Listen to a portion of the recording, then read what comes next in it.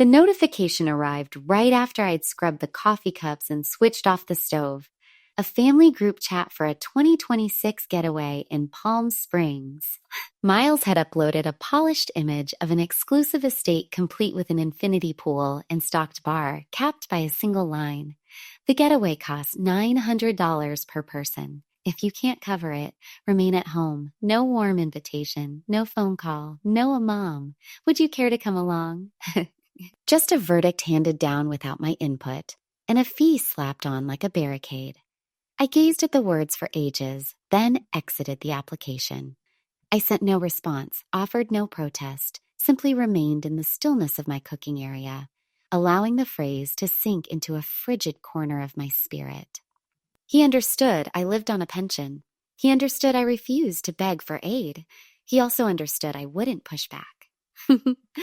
That evening, while I sorted clean clothes, my device vibrated once more, this time a security warning. Suspicious transactions flagged. 4 upscale lodging reservations totaling $4,216. My pulse raced. I launched the banking portal. The deductions were already processing. The booking verifications lingered in my mail folder.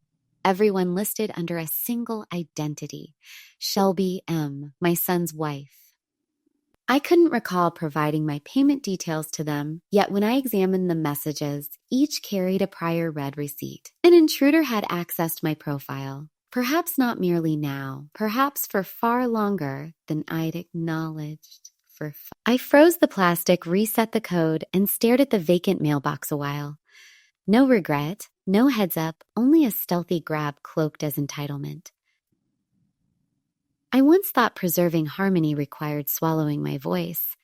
Now I questioned which drained me more, my funds or my hush. I shut the computer, cleared the counter, and settled in shadows with a tumbler of tap water, eyes fixed on emptiness. Dawn hadn't yet touched the window pane when another chime sounded.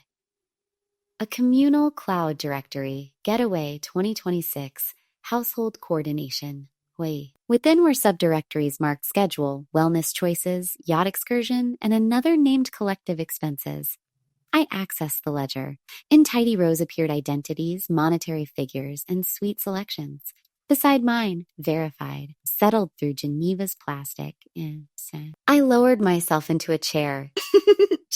Device clutched, the display illuminating their blueprint as though I'd consented to every detail. They never inquired. They simply slotted me in. I dialed Miles as contact before doubt could creep in. He picked up on loudspeaker. "Hi, Mom," he uttered casually. "You saw the directory? Neat, huh?" "I did," I replied. "Why does it claim I've settled?" "Oh, everything's arranged," he answered without pause. "We had to lock the bookings. It'll help the household unwind. Lately, everyone's been edgy." "I never approved that deduction," I stated softly. He exhaled as if I were the obstacle. "It's simpler handled this way." Then Shelby's tone piped up from afar, bold and untroubled. "Relax, Geneva. We'll reimburse once tax returns arrive. Swear." I remained mute because those were the exact words about the barrier. The one I funded to rebuild after the hurricane at Shelby's urging. "We'll square you when the rebate lands, Geneva." That was 2 seasons past. The funds never materialized. I examined the expense summary. Every cent tracked except mine, every presumption entered with a grin. After disconnecting, I preserved the directory. I produced a hard copy.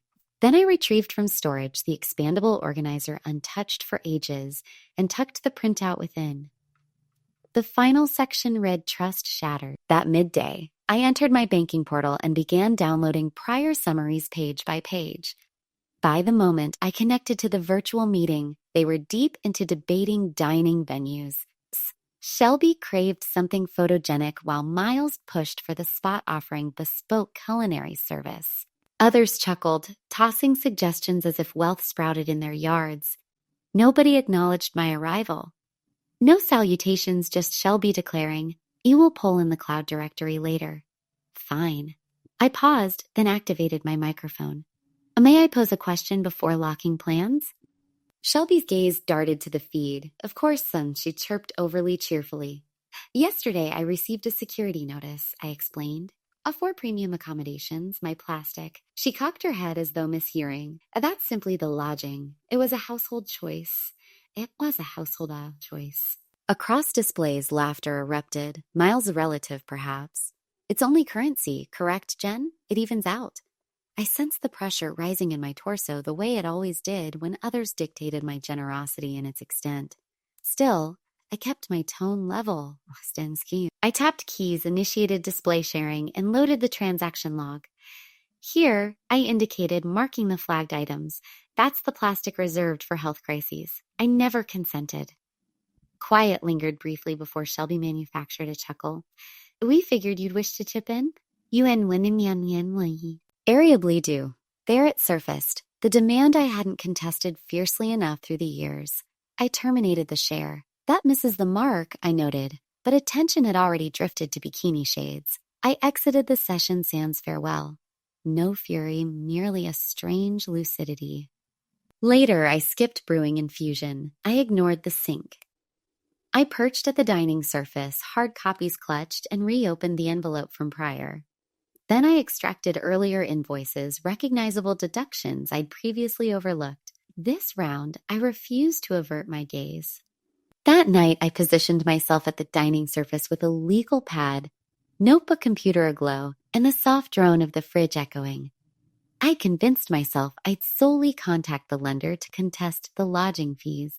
Yet once the agent verified they'd utilized my saved payment data, resolve solidified within me. Post-call, I enabled dual-factor safeguards on every profile I owned. Then I commenced reviewing summaries month after month, entry after entry. The sequence emerged quicker than I wished to accept. A video platform I'd never enrolled in. A raw fish eatery in Portland, though I hadn't visited in ages. A wellness subscription at Shelby's preferred network billed bi-monthly under an alias nearly mine. Always modest sums, always spaced sufficiently to merge with produce and power bills. I'd overlooked them because I'd relied on them. By midnight, I'd compiled 15 operations across almost a year. I captured images, generated hard copies, and ringed calendars with crimson ink until the sheet resembled a hazard marker. The following dawn, I entered the precinct. The desk sergeant heard me out without bias, simply provided a questionnaire and a serene gesture. "You're acting correctly," he remarked. I didn't feel correct. I felt exposed. Returning home, I anticipated hush. Instead, my device hummed incessantly. Messages, unanswered rings, alerts. I viewed one instinctively. Shelby had shared an image of Twilight with text, a picture being stabbed in the back by the individual you believed reliable. Responses overflowed with compassion. Folks urged her resilience. Several noted kin could wound deepest. I offered no retort. I shut the program, silenced the household thread, and flipped the device screen down. Outdoors, gusts shook the panes, and I permitted it. For once, I refrained from mending the clamor. Miles loomed on my stoop, limbs crossed, countenance wavering between annoyance and condescension. He hadn't rapped. He simply lingered as though I owed justification. Upon unlocking the entrance, he flashed a strained grin. Rehearsed, the variety he employed to evade citations. Decided to drop in. You ignored my outreach. I muted everything, I replied. He emitted a blend of exhale and scoff.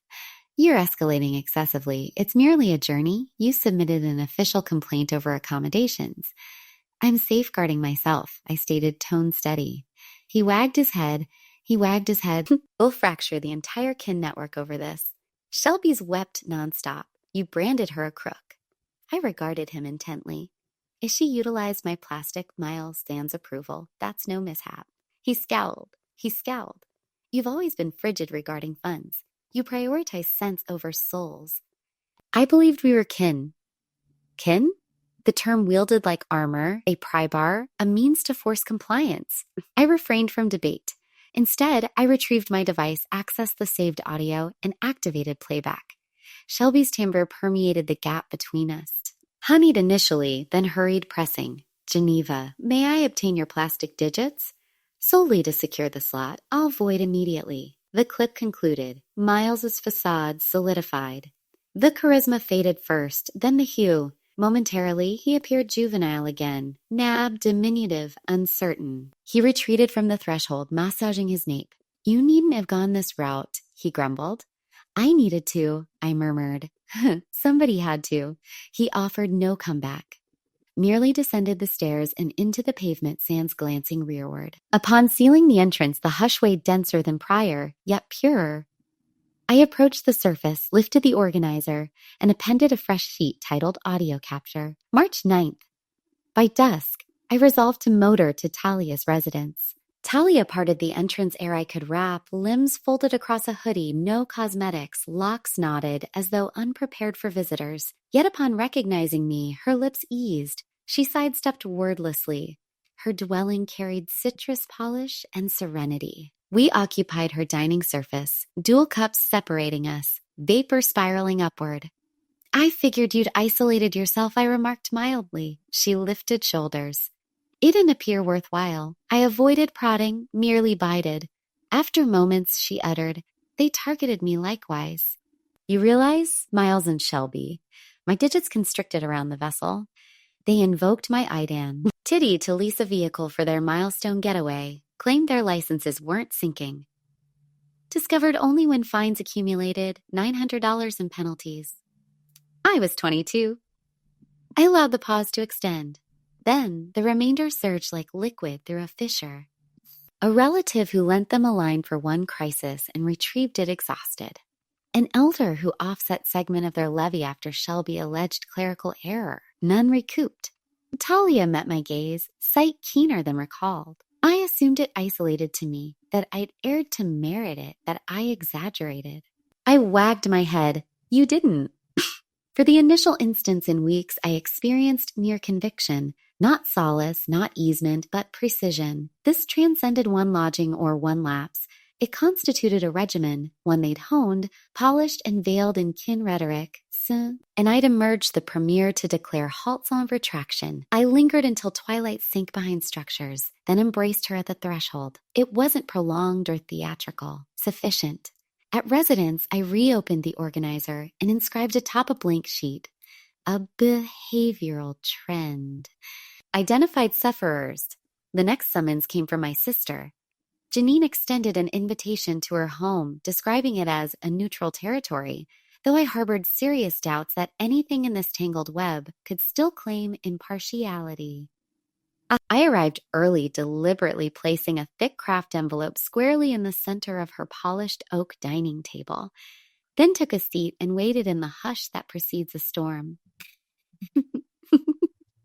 One by one, they filed in like reluctant actors in a play none of us had rehearsed. Miles entered first, shoulders slightly hunched, avoiding the light from the bay window.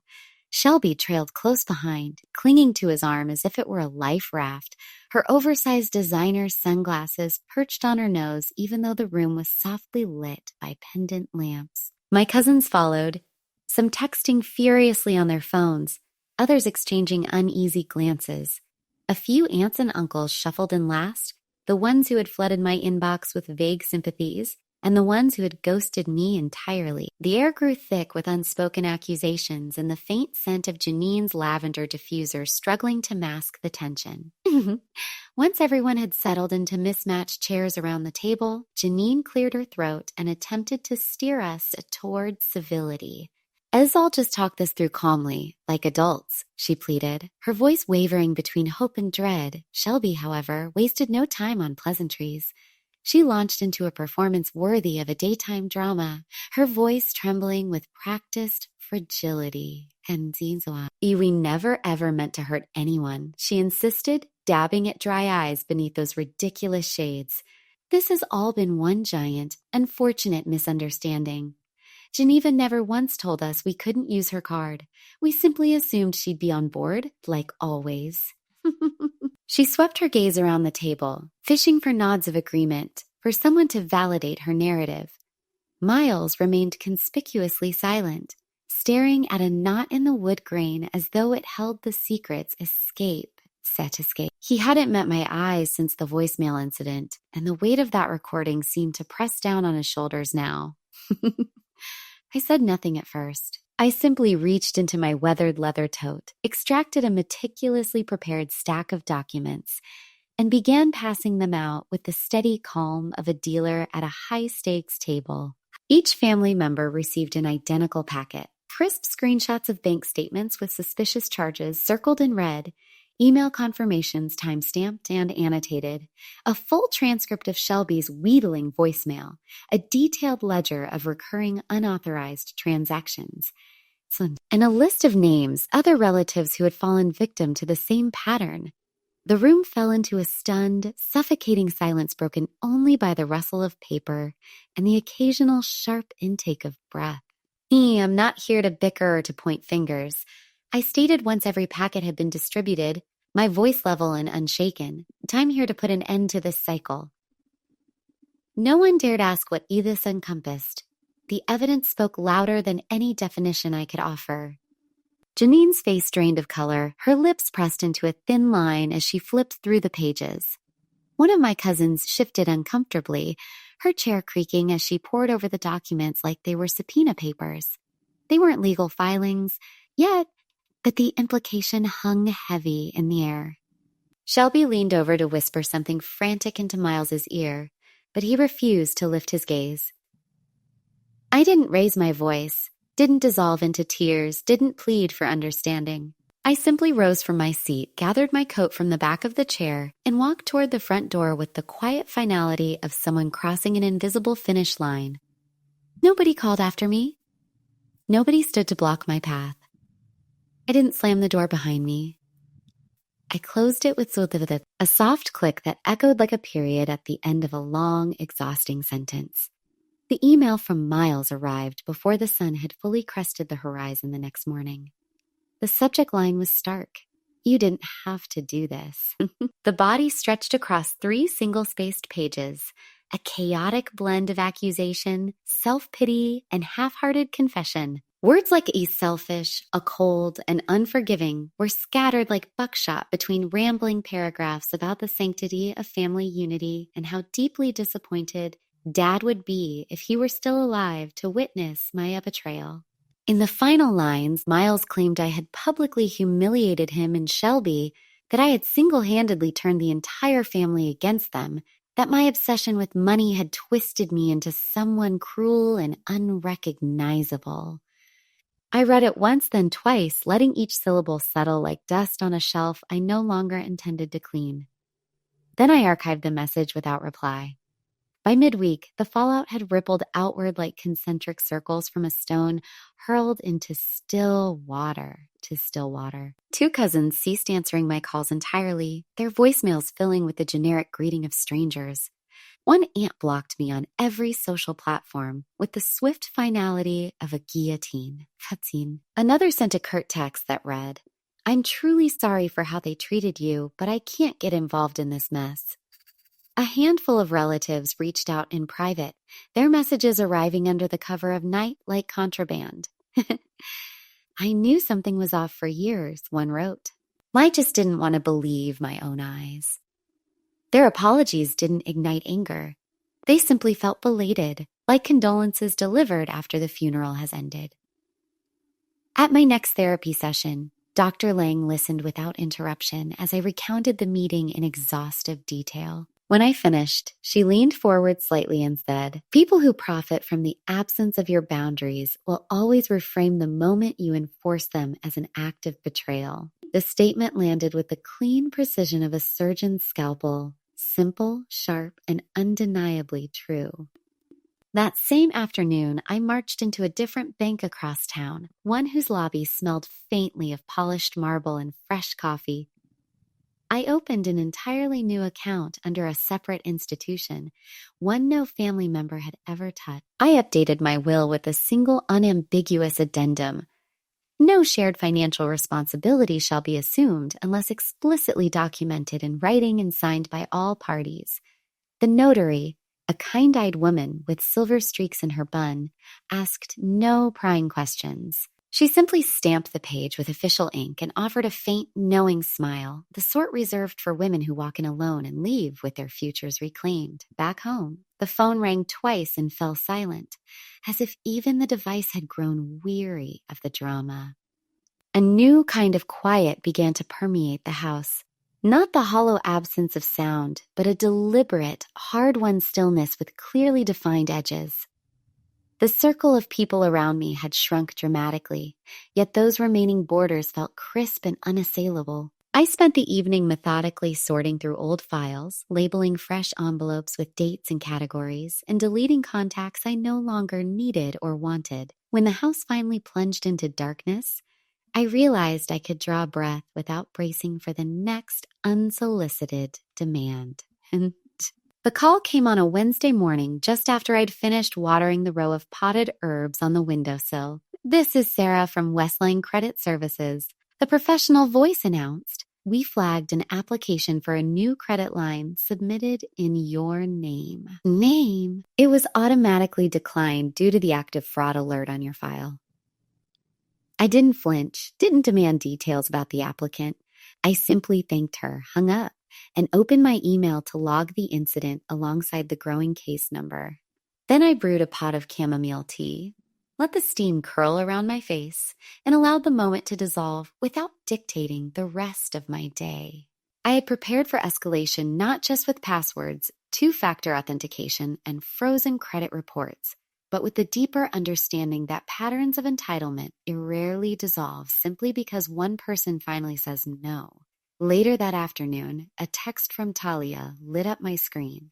Hey, Aunt Jen, how about a weekend escape up north? Just the two of us. Everything's booked and paid for on my card. Receipts attached in your inbox. No surprises, no hidden tabs. Thought you might enjoy the mountains and some real quiet. The message was concise, respectful, and crystal clear. I opened the attached folder to find neatly organized PDF. Hotel confirmation, train tickets, a cozy cabin itinerary, all transparently itemized. No assumptions, no blank lines waiting for my signature or my wallet. I typed back a single word, yes. On Saturday, I boarded the northbound train with nothing more than a mode Saint suitcase, a worn paperback, and a soft cardigan I hadn't touched in years. No one called to interrogate my whereabouts. No one texted to guilt trip me into covering someone else's impulse purchase. As the landscape shifted from suburban sprawl to rolling hills draped in evergreens, sunlight spilled across the window pane and warmed my cheek. For the first time in months, my mind felt unburdened, like a room finally cleared of clutter. They had demanded my silence, but I had chosen to speak. They had coveted my money, but I had chosen my sovereignty. They had counted on the old Geneva, the one who nodded to keep the peace, who lingered at the table long after her plate was empty. That version of me had dissolved somewhere between the fraud alerts and the family meeting. In her place stood space, deliberate choice, and enough distance to recognize the pattern for the calculated system it had always been. Returning home on Sunday evening, I unpacked with the slow reverence of someone handling fragile artifacts. The mountain air still clung to my sweater, carrying hints of pine and freedom. After setting the kettle on the stove, I pulled a small notepad from the kitchen drawer and wrote 7 words in bold, unwavering script. My boundaries are not up for discussion. I pinned the note to the inside of my front door, just above the handle, where it would greet me every time I left and every time I returned. A quiet sentinel against future encroachments. That same evening marked the monthly potluck for my credit counseling support group, a gathering I had attended in near silence for over a year, content to listen and pass the basket of dinner rolls. But when the conversation inevitably circled to the hidden costs of perpetual acquiescence, I cleared my throat and spoke. "I used to believe I was protecting the family," I began, my hands resting calmly in my lap. Every time I said yes, every time I covered a shortfall, patched a hole, or absorbed someone else's consequence, convinced myself I was holding everything together. That if I just paid one more time, they would feel safe and I would remain indispensable. Someone across the table nodded slowly, recognition flickering in her eyes. But I wasn't protecting anything, I continued. I was merely postponing the inevitable damage, kicking it down the road like compounding interest on a debt no one ever planned to repay. No one interrupted. No one minimized my story with platitudes. They simply listened, the room filled with the soft clink of forks against plates and the weight of shared understanding. When I arrived home later that night, I washed the few dishes from breakfast, folded the wool throw on the couch, and dimmed the lights to a gentle glow. For the first time in weeks, I powered off my phone completely. No alerts, no unauthorized charges, no frantic midnight text demanding I fix a crisis I didn't create. Just stillness. I sat in that earned quiet, feeling the night breeze slip through the cracked window, the cool floorboards beneath my bare feet, the walls standing exactly where I had left them. I had spent years terrified of becoming unnecessary. But this felt entirely different, not needed, not used, simply finally free.